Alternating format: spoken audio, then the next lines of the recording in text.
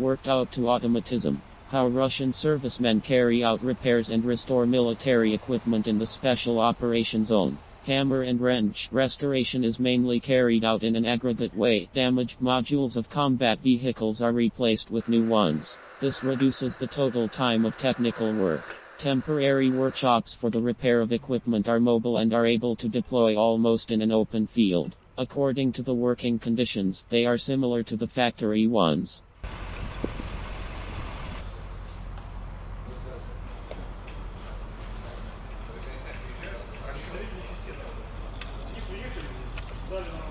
Факт, нет?